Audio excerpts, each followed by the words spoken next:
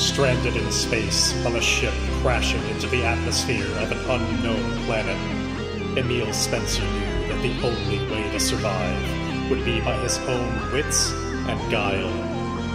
He vowed that somehow he would find and slay the titanic cosmic beast that put him in this predicament, VY572. With every installment, we follow Emile's explorations and discoveries on this journey of revenge against all odds. I'm Midnight Jester, and this is the Left Behind Starforge series.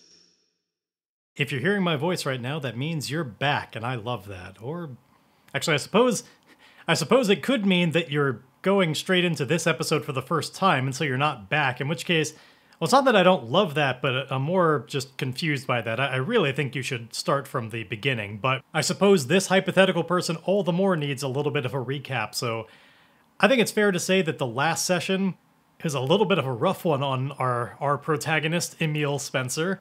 I'm not going to go beat by beat through everything that happened last time, but let's take a moment to remember the image that we left off on. Emile, completely cut up, ripped apart from some awful environmental stuff, in a bit of a confined space, about the size of like a large van. He's inside this. On one side, up on its hind legs, a giant radioactive killer insect that with clacking mandibles, ready to just try and flay Emile. And on the other side of Emile, a group of people from Concord who'd been pursuing him, thinking that he blew up their hangar. They have their guns trained on him and are ready to fire. The only thing at all giving them pause is this giant radioactive mantis-like creature. This is a bad time. Emile would very much like to get out of here. But in order to represent this properly, we need to, for the very first time, enter the fray of combat. I've had an opportunity to relook over some of these moves because we've not done them so far in this game, so I needed a bit of a touch-up. So we start with Enter the Fray. When you initiate combat or are forced into a fight, very much the latter, we are not initiating this fight. Emile would very much like it to not happen. He'd like all of these people to be gone. Envision your objective and give it a rank. So I talked last time about how this is a bad situation and it feels like it would have to be, at the very least, formidable. I am going to go back on that ever so slightly, if only because now that I've had an opportunity to reread these rules, I remind myself that unlike Ironsworn, this is explicitly about the objective, the rank of the objective, not inherently the force that I'm up against. Because yes, it's a big group of people with guns and a big insect that are trying to kill them all at once. That's a lot to contend with as one person. That would be probably formidable. But I'm going to do this a new way for me. Because in theory, it's if the combat includes discrete challenges or phases, set an objective with a rank for each. I'm going to do that this time, because I would like this to be objective by objective. And the first, because Emile is probably not going to spend a lot of time just trying to fight them physically. That's not going to work very well for him. He's not much of a fighter. He probably has a gun in his equipment, just a little bit of a blaster. So he could fire a gun or something, but he's in a bad environment for it. He's certainly not good at close quarters combat. So he's going to be all about escape. This first objective is just, he needs to get out of this flanked situation. Get out of this pod. And from there, he's got some other possibilities. One of them could be, if he's lucky enough, and close everybody else inside and let them just... If he can find a way to lock that, then he's in the clear.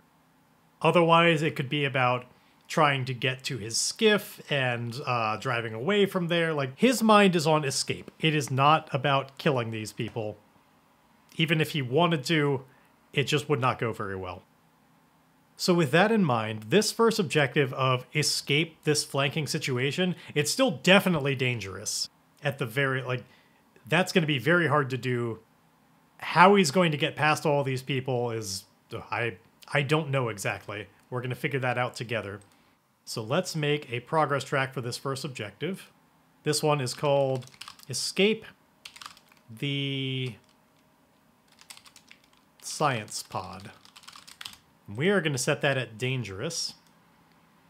Now I gotta roll to see if I'm in control. Now in this situation, there are a number of options that correspond to different stats. I feel like the one that is most accurate would have to be in the thick of it at close quarters. I could make an argument for caught in a trap or sizing up the situation with wits, but that implies to me much more of like there was an intentional trap that I'm looking out for, or I have a long moment to like see from afar what's going to happen. That's not what's happening. Emile totally got blindsided by this from the result of our last moves. He's flanked. We're making this an iron move. It feels very unlikely that he'll be in control, but honestly that makes a lot of sense for the situation. So let's roll with iron. I actually am. That's a strong hit. Wow. I take +2 momentum.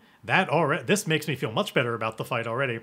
And I'm in control. So thankfully for Emile, it's a bad time, but I think indeed his mind works quickly, and he was more familiar with this radioactive insect in front of him.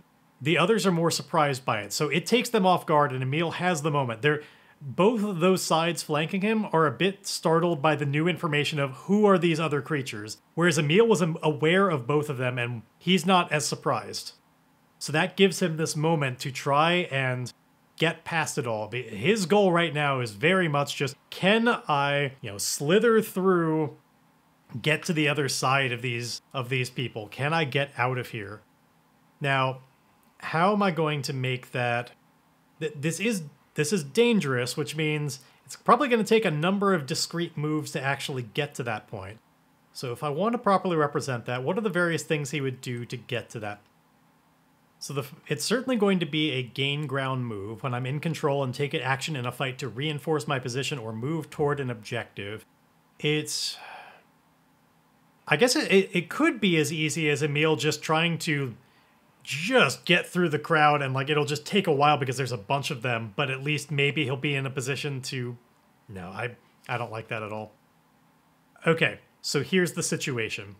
Emile knows there's too many in front of him to just, just running back through and get through the whole crowd. They're gonna take him down. He could not successfully do that, but there is room over their heads. This is a large pod. So if he can find a way, if he can set up a situation where he can go over them and leap over, or get tossed over or something, that might be a pursuit. Unless he manages to break them apart or get the insect to weaken their numbers, something. But as is, he can't just do that immediately. So I think what he's going to try and do, he's concocting a plan, because the only way he's going to make it through this is with his wits. He knows this giant insect, it's pretty big. So, and he knows it's mad at him because he was trying to crack open its shell. He thinks that maybe if he can get it to strike down where he is, or if he can get behind it, at the very least, all of his foes would be on one side of him. But also, if he can get it to lean down in that direction, he could maybe run up its back and leap out the other side. It's a large enough surface that he could maybe use that as a platform. So he's devising this plan to find a way to goad this creature into positioning itself just right to be able to use its body as a platform. We're going to make a wits roll here. Okay, we get a weak hit. I get to stay in control and choose one of these. I can mark progress, take 2 momentum, add +1 on my next move. One of those 3. And I'm going to have to think on that. I obviously want them all quite badly. So I don't think I'm going to be able to narratively justify more wits rolls. So my next roll is probably going to need all the help it can get. On the other hand, marking progress, I got to actually just get out of here. I'm so confined right now. I think my momentum is decent right now. I'm definitely not doing that option. It's between 1 on my next move or marking progress. I think I got to take the progress that I've got right now. Why wait to hopefully make progress next time when I could just make progress right now? So Science Pod is getting one little hit of progress, which fills 2 out of 10 boxes. So yeah, I'm still in control and am able to at least get a bit of a window where, I step out of the way just in time, just as both sides are starting to react. And perhaps the ones towards the front are also trying to dodge this insect just slashing out towards them and kind of leaning down a little bit because we're all a little bit smaller than it. So it kind of inherently has to bend over a little bit to reach it with its front legs when it's reared up like that. So it does that on its way down. Emile is now going to try and again gain ground. In this case, it's going to be through its pursuit, fleeing, or maneuvering. This is an edge move because he is going to indeed try and run up its back to hopefully be able to just leap out of the room. It is all about maneuvering. At the very least, getting behind it without getting before he can get shot. Let's make an edge move. We don't get to have any kind of bonus on it, but let's see how it goes. Okay, it's another weak hit, so it's going to work out the same as before. I could, again, just mark progress now rather than worry about it too much. So I still get to stay in control. I'm going to mark 2 more progress because, again, I think I'm going to have to try and resolve this on the quicker end just so that my possibilities open up a little bit more. I think all this represents is that Emile is indeed behind it. He has not been able to yet do the big run up its back and leap. Now, if I weren't in control, I have an idea in mind for the insect to do, but I'm sure we'll get to that point soon. Right now, clearly Emile is doing this all very quickly while there's confusion in the front. It's not that nothing is happening and nobody has yet been able to react. It's that the other 2 sides are indeed a little bit clashing with each other. They are firing towards Emile, but it's mostly hitting up against this now on the ground on all of its legs insect that is they're just kind of clashing with each other a little bit while Emile tries to escape. They just can't see well enough what he's doing to really try and stop him. And also it's just the bigger foe is very distracting. So they're working against each other right now. Emile's going to try and do this next thing, which involves the running up the back and doing the leap. Which is, again, it's all about the maneuvering. So this is another edge roll. Come on, buddy. Gain ground with edge. All right, strong hit. There we go. So I stay in control and get to choose 2. So I can mark progress and either have 2 momentum or +1 on my next move. So let's mark the progress first. I love this. So Emile, I still haven't decided what the second one is yet, but Emile indeed runs straight up the back. It's just like how he imagined and like steps off the head. He is so in control right now. Leaps along and perhaps, like, I don't think he's so strong of a leaper that he can get all the way over the crowd by just that, but I think he leaps to where there is a handhold up above their heads, and he can he's held onto that and he's hanging for the moment, trying to get a good swing so that he can go the rest of the way. But now he's kind of over their heads. Just if he can do this last one, he'd be so totally comfortable getting it done. I think I've got to take the +1 on this move. So one final maneuvering move as he tries to just do this acrobatic swing out over their heads and through the doorway, through the opening to just be on the outside. And that'll probably have accomplished that first objective. So one final gain ground move with edge. He's been in control this whole time. Let's see. +1, edge. Another strong hit. Hell yeah. Okay, so once again, I get to get 2. So this time, I am going to take marking the progress, which puts me at 8 out of 10 progress on escaping the science pod, that objective. And then I gotta decide here.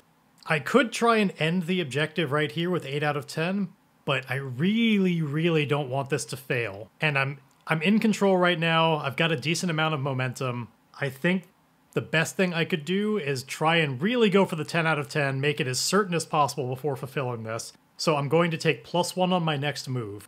The final thing Emile is going to try and do, hopefully, is close this door on everybody so that there's no more... Because I think at the moment, there are people trying to spin around, like some are firing on the insect, and it's pretty ineffectual. Like they're not really gaining any ground on that. Its carapace is just too hard. Some are keeping their eyes on Emile and trying to turn towards him. They see him go over their heads as he lands on the other side.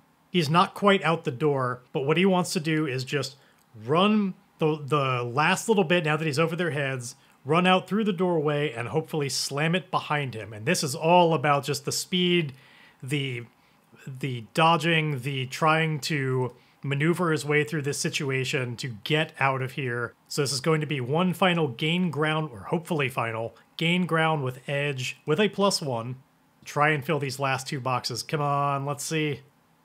Okay, it's a weak hit, but that means Well, we've seen it before. I stay in control and I get to choose one. Mark progress is one of those, so let's mark that last bit of progress. Set ourselves at 10 out of 10, and let's take decisive action to finally secure this. So what this is Emile indeed, he runs the rest of the way, dodging, like they can't aim, the ones who have turned to fire at him can't aim well enough. It's hitting walls and stuff. They're too distracted, and Emile is too quick. He's already to the point where he's at the doorway, he's out, and like the decisive action is him turning to indeed slam this door behind him and try and close it to lock them all in together so they're their own problem, not his. So let's indeed take decisive action to end this objective. So when you seize an objective in a fight, envision how to take decisive action, which I just did, then roll the challenge dice and compare to your progress. So 2 challenge dice against a 10 out of 10. Let's see. It should be fine. Good. Strong hit, as it should be when you have 10 out of 10. There's just always that 1% chance that you roll 2 10s and then it is a double 10 complication and bad. Glad that wasn't the case. So it's a strong hit. I prevail. I take +1 momentum, setting me at 7. If any objectives remain and the fight continues, you are in control. Let's see. I know I started this by saying I wanted to have just multi-objectives this whole time. But I don't know that I want this session to inherently be all about the fight. I think the strong hit represents he indeed is able to close it, give it a good spin, so it's like they'd have to undo that to get out of there during the distraction. Perhaps this gives Emile the opportunity to escape. I think there is one more objective, but it's a small one. He needs to get back to the skiff and blast his way out of here before they can catch up. Because if he can do that, this is going to be his continued just working towards the journey to the crash reactor. Because I really want to get there and not spend the whole session on just a fight. So this new progress one, this new objective is escape on the skiff. Just troublesome because there's nobody out here with him right now. He's very much in control. We got 7 momentum. Yeah, so this is just, there's not much to describe here. It's pretty straightforward. He's just gaining ground on this by literally gaining ground. He's running towards it as fast as he can. It's an edge move. I don't think he'd have anything in particular that he is going to try and like do cleverly about this. I can't think of any. It's just use the moment that you got in front of you. Just run. So gain ground with edge, which we have another strong hit on. So I get to choose 2 of these. I can mark progress and, I could technically do the 2 that aren't marked progress, but I'm doing mark progress. And let's do a 1 on my next move. Like I just want him to be done with this. So Emile, he gets his way. This represents that he's all the way at the skiff, but perhaps once again, like it's because of how he said it, perhaps the skiff is just kind of like up against one of the other jutting things in the landscape, one of the other jutting pods. And it's like the engines are still on, and it's a little bit of a turbulent situation where he's going to have to do something that's kind of dangerous to get on board because the engines are firing and the thing is rocking around. It's not easy to climb on because that's how he left it. So let's see, what might he do? Is there anything he could do to try and gain leverage on this situation? Just being smart about it. Like, how could he board this in a clever way that's least likely to hurt him? Is there some way? Oh, he knows that the engines have been interfered with the metallic ash that's all over the ground. So Emile cleverly takes just some of that off the ground and just like as much as he can and just throws it into the engines to see if he can just shut it down so it just plops down on the ground and then he can take the moment to restart it. So we're going to roll wits with a +1. Okay. It is only a weak hit. I'm glad I had that +1, otherwise it would have been a miss. So I stay in control, but choose 1. Once again, we're going to do this as just, I'm going to mark the progress while I can. So it is successful. He's still in control of the situation. We can hear in the background the fire and like banging around inside the pod. Clearly there's a big combat going on inside the one that he left behind that we can't see. If I weren't still in control, then maybe one of them would have broken out and there'd be laser fire and stuff, but I am, so we'll save that for if these moves start going wrong. So Emile, he douses the engines, which means he's able to climb on board easily enough, and now it's just about he's got to get them restarted, and they're giving him a little bit of trouble. It allowed him to get on safely, but it means that he can't really take off as quickly as he wanted to. So I think, honestly, the big problem, he's now got to, he can't wait it out or anything. He's got to find a good way to clear it quickly. So what does he have on his person that he can maybe use to just, how could he quickly get these engines to fire again and not just count on it, like not just work on luck? Like, what would he be doing that's clever about this? Because otherwise, if he's just trying to turn it on, it's not going to work. That's part of the whole point. So how does he clear the engine?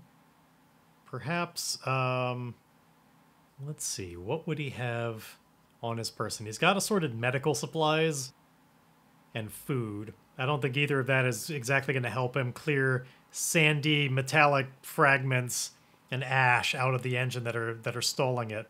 I suppose what he could do, well, the objective is escape on the skiff. It's not to hide in something else. So I could have chosen another one of these to hide in, but that's not the objective. He wants to just fully get out of here.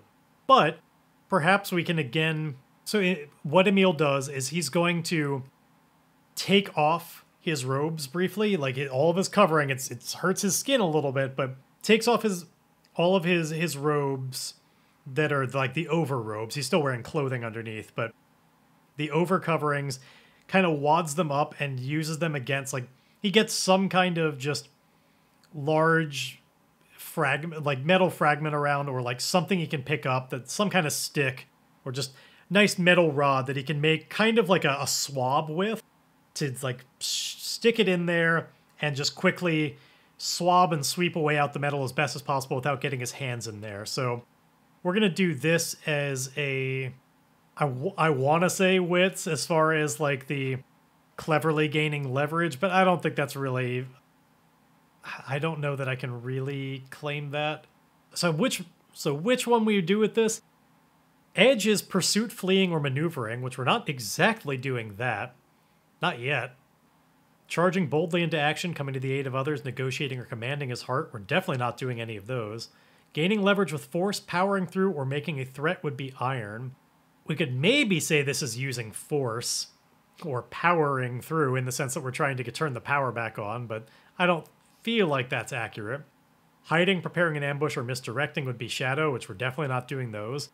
Or we're left with coordinating a plan, studying a situation, or cleverly gaining leverage, which I feel like is the closest. So I'm going to do this with wits, even though I feel like I guess it is clever, the device he put together to do this, to wipe it out well without risking himself. So let's roll this with wits. No +1. Okay, it's another weak hit, which allows us to, once again, I can mark progress and stay in control. And I think I'm going to try and take decisive action here. He clears the engine. His decisive action is going to be, he gets aboard the skiff, guns it in turbo mode once again to just get the hell out of here and leave all of them behind. Meanwhile, like we can hear in the background, like one of the people inside has managed to get the door back open, and like it flies open. So Emile does this before they have a chance to do anything. So let's roll against 9 progress. Okay, a strong hit as we try and take decisive action, which means that we prevail. Take +1 momentum, setting us all the way at 8, and there are no more objectives. So we do it. The door flies open, but did I mention this was already after Emile had already gotten away? This is just us cutting back to see it. Like the camera does some trickery as we just see a medium shot of the door flying open, and one of the combatants hustling out. And I'm going to roll some oracles to determine which side got there. Did the insect win, or did all the people with guns win? And I'm going to put that at... Alright, so the question we're asking the oracle is, did Valkyrie's team vanquish the bug? And considering all of them had like a bunch of weapons ready and like it's a bunch of them versus it and no more Emile to be distracting, sure, it has a really hard carapace, but they might eventually figure out, like, they might find a weak point. For instance, Emile had started cracking open that carapace when it awoke, like maybe they focus fire on that or something. I'm going to give them a bit of an edge here and say it's likely that they won. So did Valkyrie's team vanquish the bug? On likely. Yes, they did. They even would have vanquished it on 50-50. So the door flies open and we see Valkyrie come out first. And perhaps there's still a little bit more gunfire in there, but like they clearly have the upper edge on this creature that's now backed away. They've broken through some of the carapace. There's like purplish ichor coming out. It's a bad scene in there. But Valkyrie comes out, and then we think that maybe she's about to see where Emile goes, but then we get wide and we see Emile's already gone. And even in it's ultra wide. And we just see Valkyrie as like a speck there, and the others eventually walking out, but we can only just make out the tiniest bit of where Emile is in the distance. But she can't see him. So he escapes all of them, and escapes the combat, and finally the camera picks back up close to Emile as we continue with his journey to the crashed Reacher. So let's continue our expedition here. Emile remembers that the VY572 stuff is back there, that he'll have to just have his opportunity to study it later, but it's too dangerous right now. And right now he needs to... I don't think he needs to keep under the radar anymore, because he's out of their sight. He got enough of a head start against them and blasted away on turbo mode. For now, he can just continue to move at speed, and speed kind of is keeping him under the radar to a degree. Now, thankfully, they don't know inherently where he's going, though, as demonstrated, they may have some limited ability to track where their skiff is going, so I think before I even undertake the expedition further, the first thing Emile is going to do is he is going to try and secure an advantage here by the preparation he's making. He's going to find out, like, how would they track this thing? Like, how is it connected? And disable that. He needs to log into the computer, remove their ability to trace him, at least through just the signal. They could maybe follow his tracks, but not through the signal. So this is going to make use of his ability to configure an electronic system, so tech is giving him a +1 on this.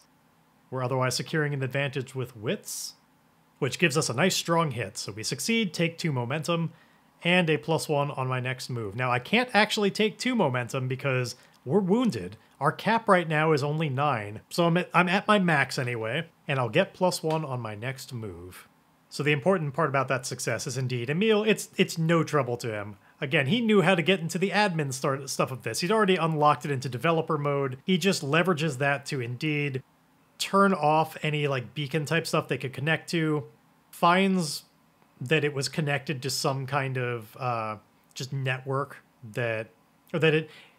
he finds that the skiff has like a little bit of a broadcasting of its position so that it could be tracked if it were to ever get lost, and he just disables that.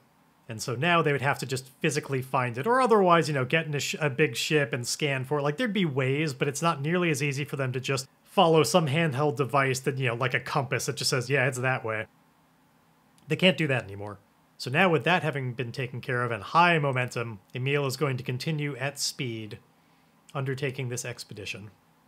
With a +1 on this move. Edge of the +1 says, strong hit. I'm liking it. So I reach a waypoint, envision the location, and mark progress per the rank of the expedition.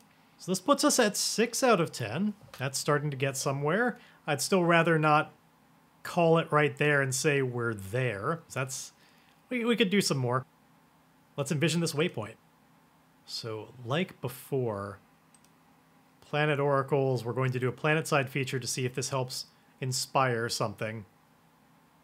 Lava tube tunnel networks. I like it. Okay, so I think that Emile, he's been getting close enough to see the smoke coming up over the horizon, and as he follows the smoke, he sees that it's actually inside. It's coming from inside these lava tubes, and like they're not. I don't think at the front they're just filled with lava. They were just formed by lava at first, but it's this tunnel network of lava tubes that he goes inside. The smoke he figures it must be coming from the Reacher. What he thinks, what he determines is that it must have crashed into a tunnel network, and so now it's underground, spilling out its smoke from here. And so he goes inside. And the nice thing about it is that, of course, it's a little bit of a reprieve from the atmosphere. I mean, it's not nice in here. It's really smoky, but the rebreather is helping with it. It's, at the very least, there isn't as much of the just heat immediately. I think as he gets further and further into it, though, he should indeed discover that, like, there are some amount of lava has been getting, like, he feels the warmth in the air suggesting that there is lava up ahead somewhere. He just hasn't encountered it yet. Now, had he had some kind of a weak hit or something, I might have made it just part of what's in front of him right now, but not so much the case. Now, is there anything I could imagine that could be gained from exploring this area now that he has the time? I don't think so. Honestly, I'm personally most interested in the ship itself, so even though I like making waypoints interesting and not just like, well, let me roll against the progress, let me roll against the progress, I feel like right now I kind of just want to roll against the progress and just, let's hit a new waypoint, let's get to the ship itself, hopefully. Now I'm going to move to staying vigilant because he's gotten enough of a lead on himself that he mostly just doesn't want to run into problems with, like, falling into, like, he doesn't want to fall off like a kraken that suddenly goes down in the lava tube that then goes down to, like, lava or something. That seems like it could be a real problem. So he's going to slow down and go vigilantly with wits and try and continue analyzing, like, like, when he's in the thick of the smoke, it's a little bit harder to tell where specifically it's coming from because it's indeed a full network of tunnels. So he needs to carefully choose which branches he takes, like, where does it seem to be coming from most, because it's hard to tell because it comes out one tube and then spills over when there's, like, there'll be, like, multiple entrances. So let's see. Using wits, I get a weak hit. I could burn momentum to turn it into a strong hit, but I think I might just leave this a weak hit.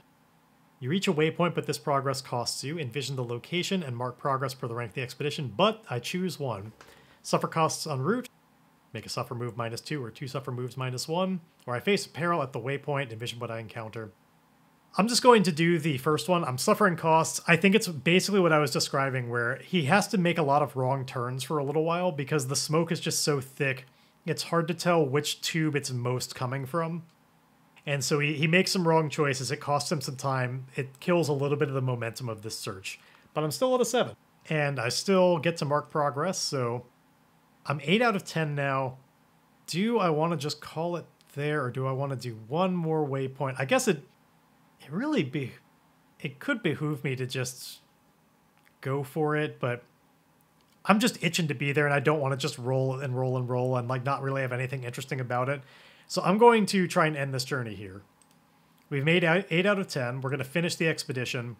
Rolling challenge dice against 8, and let's see what happens. Okay, it's a weak hit, which means I reach my destination, and I mark a reward, but I face an unforeseen complication at the end of my expedition, and the legacy reward is 1 rank lower.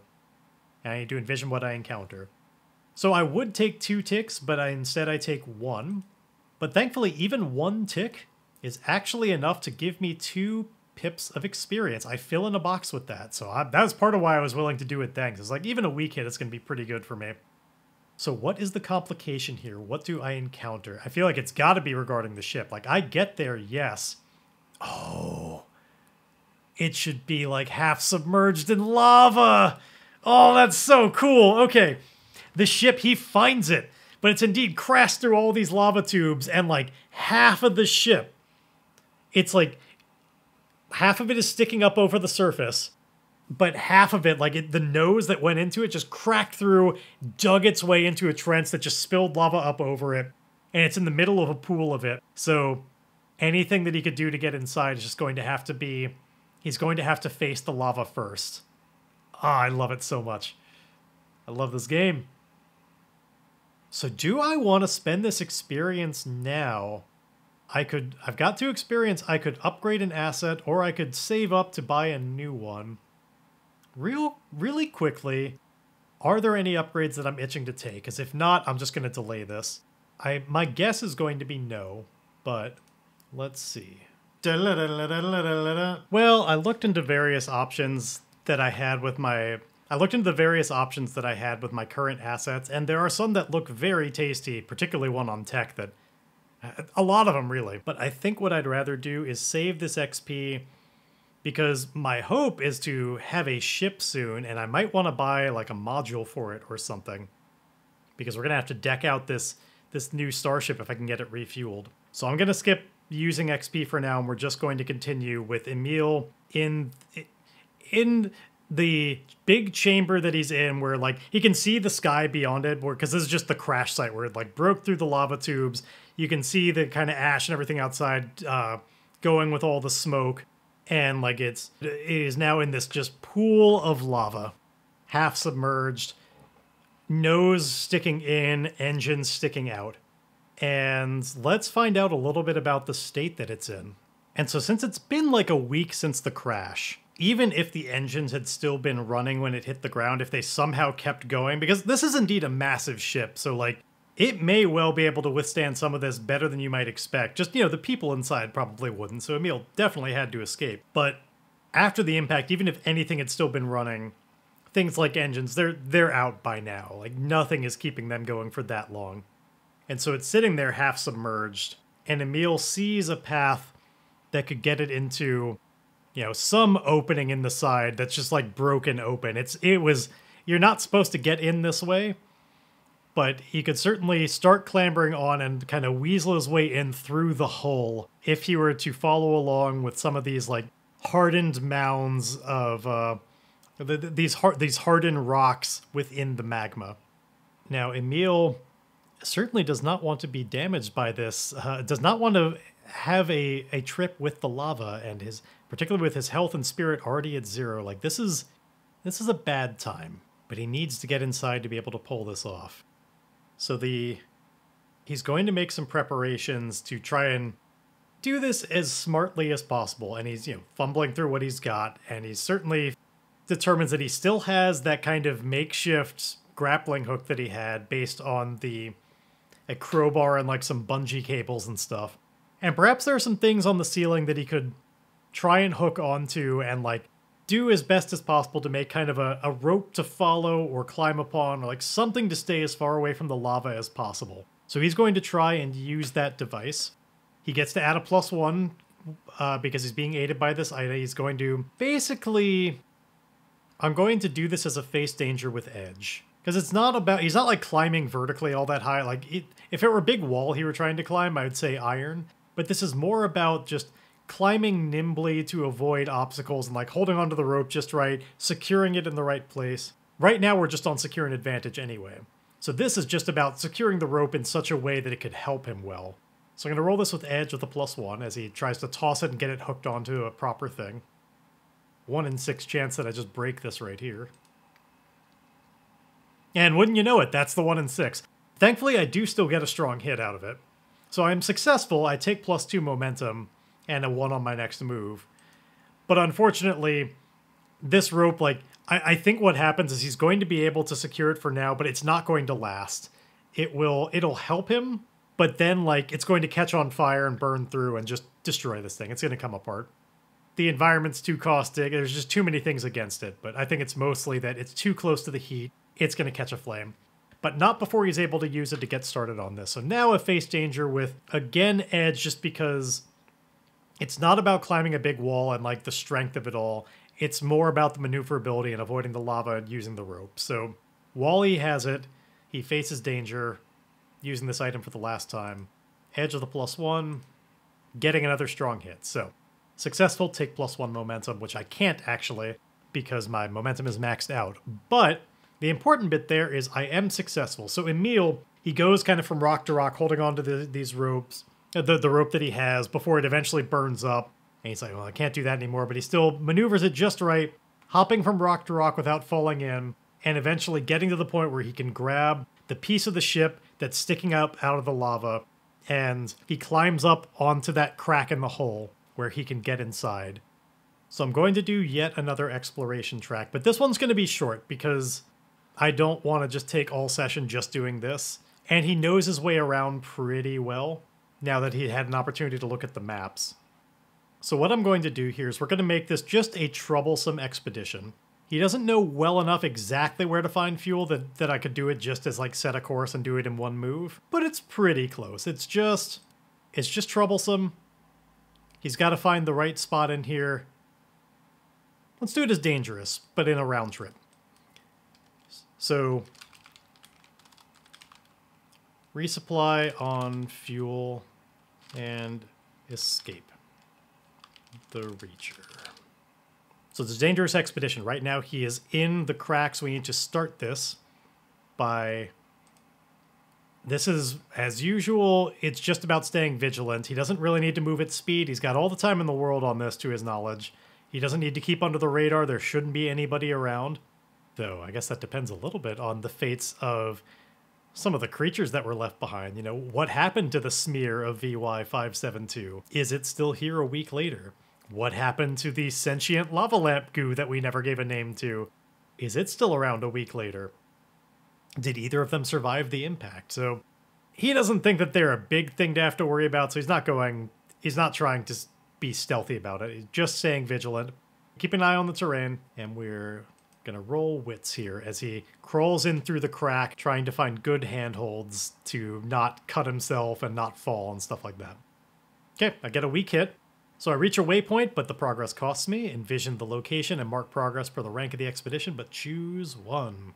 I make a suffer move of -2 or 2 with -1, or I face a peril at the waypoint and envision what I encounter. And I want to go with peril here, because I want it to be interesting. I think the problem is that our first obstacle is that, yeah, we're inside like the outer layer of the hole, but there's a lot of layers. And I think that it's going to be hard to squeeze through. Like it's hard to navigate. Like once he's inside the ship, it won't be so bad to find where he's going. But this was not meant for people to just be walking around in. Not when the ship isn't like, not unless the ship is like under construction. But anybody who maintained this was not typically going through just layers of hull. So his first real peril is that there are other holes in the hull. So there's some amount of lava that's inside here. And it's just very tight quarters to get through where he need. Like it means that he's got to make certain choices. And I think that there are other holes and cracks and stuff, but they're not in very convenient locations. So I think this peril that he faces is that the next crack to get through this layer, the next layer of hole to like get through, he's got to climb up like vertically. This one truly is an iron type move. Like there's no just being nimble about it. He's got to get up high, and he doesn't have a rope or anything like that anymore to really help him out here. If he had, he clearly would have used that instead of his makeshift thing, and he doesn't have the makeshift thing anymore. So I think it doesn't make sense to check our gear for it. I think what Emile is going to do is secure an advantage with wits to try and like take a moment to really plot out his route from a distance. Like while he's not in the thick of it, find like, okay, where are my best handholds along the way? What's my climbing route? Is there anything I can use? Like, are there any dangling cables or anything like that that I could try and hold on to? Just plotting it out to the best of his ability. Oh, and one other thing that I want to do I had forgotten about.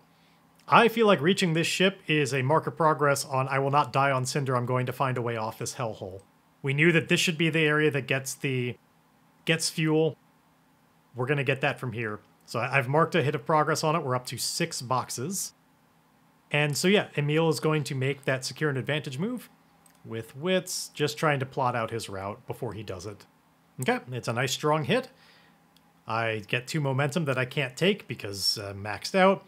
But importantly, I get +1 on my next move. So he has his good route planned out, and let's just make that iron move as he tries to just clamber his way up this wall as best as possible to be able to get to the next waypoint. So a face danger, iron with a +1 says... Strong hit, no need to burn momentum or anything. Though it's nice that I had that +1, that would have made a difference. So I'm successful and take +1 momentum that again I can't use, but it's nice to know the momentum is so charged, ready to help me out. So Emile is making steady progress here. Like there's practically theme music going on in the background as like he's gritting his teeth and he's determined like his mind truly is on I will not die on Cinder. I'm going to find a way off this hellhole. And he's here now. There are no guns trained on him, no big insects trying to irradiate him any more than he probably already has been irradiated. We're gonna have some fun, I think, later rolling on a table to find out what kind of minor radiation he had, like what kind of mutation that might have done. But he wasn't there very long, so it's going to be pretty minor. So Emile successfully climbs up to that crack, and through a series of things like that, is able to get through the outer hole into the actual innards of the ship. And it's all kinds of dark in here. He's not used to it anymore. Like nothing is powered. Maybe there's still some emergency lighting going. Let's ask the Oracle about that, actually. I think that it's been a week, and there's the power source on that is probably pretty long. I'm going to put it at likely. So likely that there is still emergency lighting, kind of giving some dim amount of ability to navigate through here, and the Oracle says, no. All right, there is not. It is, then at that point, it's pitch black in here. Emile needs to do something about it, or just follow, I suppose he very well might have just like a flashlight in his gear. Why don't we check our gear real quick to see if some of the stuff that he grabbed when he was in the break room, or the ready room, would help him with that. Does he have a flashlight? Checking my gear says weak hit. So I have it, but I must either diminish my supply, or it's not quite right and causes a complication or delay, which loses 2 momentum. I will lose the supply, which sets that to 3 now. I could burn momentum for a strong hit, but I'm not going to do that just for a do I have a flashlight roll. That's not the moment for it. I've got a flashlight, but, you know, our supply is dwindling a little bit more. But he uses that to navigate around. Let's find our next little waypoint here as we undertake an expedition still with wits. Another strong hit, so I reach a waypoint, envision the location, and mark progress for the rank. So we're now up to 4 boxes, and let's find out what kind of zone I'm in. I feel like now that Emile is inside, he's got his bearings a little bit more, he'd be more oriented towards where he wants to be. So I'm actually, rather than rolling for the zone, I'm going to determine what zone he wants to be in.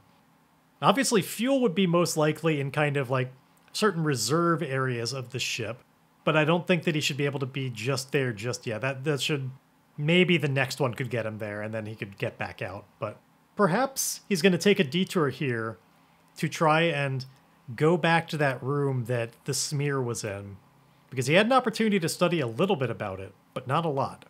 And he really wants to learn more so that he can find VY572. So we're going to say that this is Emile back in that very same lab where they were studying it before.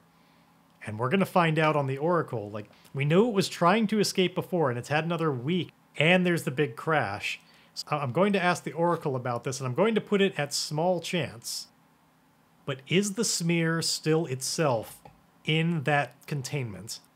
Small chance says no.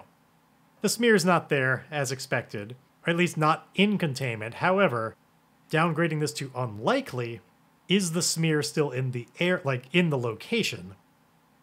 Also no. Okay, so it's long gone. The smear itself isn't here, as is kind of expected. It's gone off to somewhere. And all of the notes that were in this room are like, you know, they're all asunder and scattered all over the place. There's no organization to it whatsoever. So really making heads or tails of any of it is going to require a fair amount of work. Like some of it, like we described before, it wasn't on like papers and stuff. It's like data pads and shit that's all over the room and now not in any kind of order.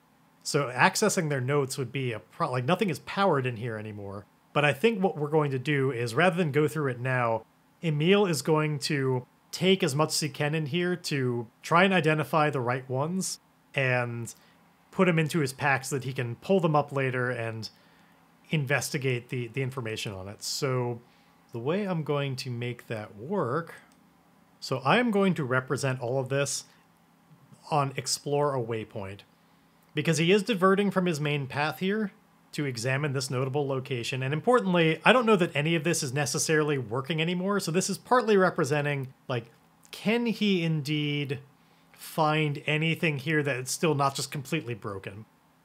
So as we explore a waypoint, we get to roll wits. And the answer is weak hit that I could turn into a strong hit. On a weak hit, I uncover something interesting, but it is bound up in a peril or reveals an ominous aspect of this place. Envision what you encounter and take +1 momentum. If I were to turn it into a strong hit, I would get to choose one. I could either mark progress on the expedition, or what I'm really looking for, I could find an opportunity, which allows me to envision a favorable insight, situation, resource, or encounter and take +2 momentum. And in this case, it's all about the resources, stuff that I could actually look into later. And so this is worth it to me for my epic vow. I'm going to burn the momentum to turn it into a strong hit, because otherwise I'm not going to be able to get anything about this creature. That, and I'm tired of getting momentum and being maxed out anyway. So we find an opportunity. There are indeed data pads here that seem like they're not like just broken in pieces. Like they're not on and I can't turn them on. But I can look into these later, and if I gather up enough of them, they might, since they're in this room, they should have cataloged information about their experiment, and I could take more time and learn more about VY572. I take +2 momentum from this, setting me at 3. And I'm going to give myself a tick on if it takes me to the end of my days, I will find VY572 and destroy it, because this is yet another opportunity to just learn about it. But not at this moment. And with that, Emile's going to, like, he's got what he needs from here. He's going to continue his expedition. More wits. This time it's only a weak hit, so I'll get a mark of progress, but it's going to cost me. It's again, either a peril or I suffer some costs en route. So I'm at 6 out of 10 boxes on the journey. Let's do a peril. I want to bring back one of our creatures that we didn't get enough time with. I don't want it to be the smear. We didn't get it. I feel like we didn't get enough time with the sentient lava lamp goo. And now that it's come up a second time, let's give it a proper name. How about let's, at least for now, we're going to call it a metalloid, because like it's this shiny, rainbow metal that's electromagnetic, and it seems to be made of this. So, or no, let's call it a ferroid, because it's got this ferrous nature to it. It seems to be made of that material. And Emile certainly doesn't know if there's any more official name for it, but we're going to think of it as a ferroid. So the ferroid is in front of him in the destination that he needs to go. Like it's clearly not been able to get off this ship itself. It's not like VY572 smear is like gaseous and could have just floated off. That's no problem. This thing, while it's amorphous, it has not found a good way to get out of here that doesn't involve the lava. So it's in front of Emile. It hasn't noticed him yet. And Emile would like that to stay the case, because he flashes back to the visions of it being startled and just yanking him across the room.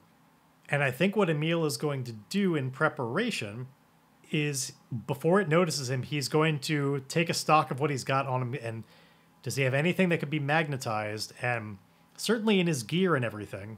And the thing is, it's currently in the way of the like supply room that has extra fuel and stuff like that he could grab, these like barrels and like a stock area of the ship. Maybe it was attracted to that for some reason. Like, oh, it could be kind of thematically like appropriate. So like it's magnetic, right? So it attracts metal to it, and perhaps it's attracted to certain metals as well. Just the containers and stuff in here, it's not literally like magnetized towards them, but it as a creature wants to go towards them. Perhaps as some kind of a meal? Not Emile like Emile Spencer, but a meal. Yeah, perhaps it eats some of that. Yeah, let's go with that. So Emile reaches the room and he sees this thing just going around some of the canisters of the fuel that he needs. And it's like clearly eating at them. And some of them have already been eaten. And Emile would need to contend with this thing to get any of that fuel. And he's on at least a little bit of a ticking clock. I'm not going to make a progress clock on this, because I think this thing devours it so slowly that, like, it's not like if Emile doesn't react imminently, it's going to just eat all of them. It's just slowly eating away at the containers. It hasn't noticed Emile. Emile is going to secure an advantage here. He's going to make preparations by removing anything that could be magnetized from his body, because he does not want that to happen again. Now, sadly for him, I don't think he knows that it's also hypnotic. So he wouldn't make any preparations against that. But securing an advantage, I feel like this is... I'm torn between Shadow and Wits, because this is about him. It's kind of a trick that he's doing. It's also just kind of expertise of like it's a trick in the sense, and he's trying to stay stealthy. He doesn't want to be noticed. But it's mostly just the smarts of like, hey, magnetic thing, take off magnetizable stuff. And I think I'm going to give this to Wits. I'm in the mood to be nice to myself. So let's secure an advantage. And it's a miss anyway, so doesn't matter that I'm using my good thing. So I fail or my assumptions betray me, pay the price. So I think like what happens is Emile, he thinks ahead well enough to take off the equipment that could be magnetized, and that's a good idea. but he drops it a little too hard on the floor, and it just reverberates through the room, and then the amorphous thing kind of shifts in a way that seems like it's more angled towards him. Like it kind of bends this sort of pseudo extension, like that's serving as a head around and faces him, and then clearly reacts to, like, he's got the flashlight and everything. Totally notices him now. And again, this isn't a fight. And I think part of the idea is that in having failed, I have not demagnetized myself completely yet. I've just, perhaps before I drop the flashlight first, before I can take off, like, the rest of my pack, which has some metal things in it, and my glove and all of that. Like, I can't do it. Drop the flashlight. So I can't see that well. It clatters on the floor. It is shining on the thing, though, which, I mean, we know what it does when it's startled, and this would definitely startle it in the middle of its meal. It's going to do its thing. Now, the question is, we're at more of a distance this time. So I'm going to ask the Oracle if it can magnetize Emile at this range or not. And I'm going to put this one at 50-50. Because I see Emile as, like, before he was maybe like a few dozen feet away and being yanked towards it. This time I feel like he's got more of the benefit of, like, he sees it from closer to, like, somewhere between 50 to 100 feet. So let's do this as a 50-50. Does the creature have the ability to magnetize Emile from this distance? Yes, he does. Okay. Or yes, it does. So that's what it does. It does its classic. Once again, not treating this as a fight itself, but it magnetizes Emile right on the glove again. Or let's this time, I mean, it gets all of him really, but, like, things all over his body get magnetized towards it. We're off our feet and imminently going to be subsumed into its body if we don't do something about it, just like before. Now, we know that the fire suppression made it go away, and, like, we're able to disrupt its effect. But this time, Emile's being pulled into a much more open, just, like, hangar full of supplies and stuff. He's not near the wall anymore to be able... He's in a big open room. Nothing to really grab onto in between the two of them. But he does have just, like, a gun on his person, and maybe he just makes an edge move here to just shoot at it a little bit. He doesn't want to be mean, but if he can disrupt the magnet... Well, here's the fear. If he truly angers this and enrages it, maybe it has other capabilities that it might make use of. But, oh, maybe Emile could shoot like a sprinkler head kind of thing. Yeah, let's do that. Let us secure an advantage to spot a thing for him to shoot that could set off some fire suppression in here, if it's still functioning. He's going to try anyway. Securing an advantage with wits. Turns into a weak hit, so I get to have either +2 momentum or a +1 on my next move. I'll do the +1 on the move, as Emile spots one in just the right place overhead, and is going to try and fire at it as best he can before making a connection with this thing. As he's just being pulled toward it and, like, scooting across the floor. I described him, like, flying across the air before, but that was when it was a shorter distance. I think the pull isn't quite as strong this time at this distance. And so he gets pulled off his feet and hits the floor, and is now being drug along it at a pretty decent clip. And he's looking up from the floor as he's, grinding along the ground a little bit. He sees the thing, grabs his gun, and he's going to try and shoot the thing overhead. Perhaps, let's see. Is it fire suppression, or is it more... Like, there's a lot of crap in the room up on shelves and stuff. No, a lot of that's fallen. Yeah, it's fire suppression. He's scooting along the ground, and he sees something that could be used as fire suppression up ahead, and he's going to try his best to shoot it. Facing danger with edge here, and a +1. Gives us a strong hit. So, I'm successful and take +1 momentum, bringing up to 4. So indeed, he manages to hit the fire suppression. Now the question is... Like, he's successful at what he was trying to do, which was hit it with the shot. Does that actually drive this thing away? Like, yeah, it's a strong hit. Let's honor the fact that it's a strong hit and not just do more oracles and stuff. So it hits it. It starts, spilling out some of the like gases it would do to fill the room and put out the fire. And so it lets go of Emile. However, I am still going to roll an oracle to determine is that enough to scare it off again, or does it stick around? Because it's near its meal, and like it's maybe made a bit of a home here. Is it more just defensive this time? Because last time it was in an arbitrary place. Now it's in kind of its den. So asking the Oracle here, this time putting it as, I'm going to ask it, does it hold its ground and fight back in other ways? And I'm going to put that as likely because this is its home. So does it hold its ground? The Oracle says yes. And it would have been yes on even a 50-50. I don't know why I always do that, but it's just a little bit of a like protection against my own thoughts on, did I really set the odds in the appropriate place? And I feel all the more comfortable when I know even had I set it more like in one direction or another, that like it still would have been that result. So I like giving that extra insight. So it does hold its ground. And so I think we're going to make just a... And so it's going to try and hypnotize Emile, because now it like registers all of the... Emile's on the ground and it registers all the metal stuff on its body, and like it moves kind of slowly, which is part of why it likes to just magnetize things towards it. It's convenient. It's a little disrupted, but recognizes like Emile clearly has its own... It clearly has its own capabilities to try and disrupt the magnetization.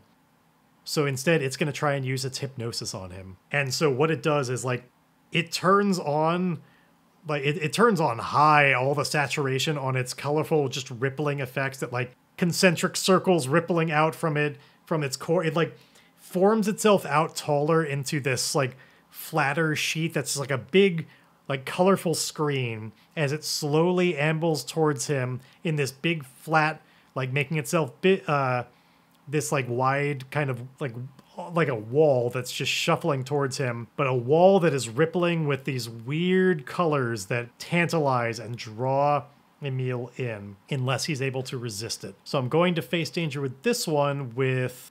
I think this is just about resolve. We're going to make a heart roll on this. Resolve, command, or social ability. It's his resolve to not be overtaken by this hypnosis effect. Can Emile endure the hypnosis and just move on to his own thing? And the answer is a weak hit. So I succeed, but not without a cost. Make a suffer move -1. I think it's just going to be a momentum hit. I go back down to 3 momentum as Emile, like, he's kind of taken over for it for a bit, and it shuffles closer and closer to him, and he's able to shake it off. And the creature still thinks it's maybe Emile's under his thrall. And so Emile's going to take that opportunity. What's he going to do to maybe drive this thing off? For real. Or convince him that... No, I don't think he can even convince him that, like... Because what Emile wants to do is basically take its food away. I think all Emile's going to do, he's just going to try and quickly, like... This thing isn't very fast, and he's broken free of its spell. He's just going to try and run to a barrel of the additional fuel that he... Like the concentrated starship fuel. See if he can get that and just quickly roll it out of here without being... overtaken by the, as the air fills with this kind of... All right, Emile can't really see it all in here, and he dropped his flashlight and was pulled away from it.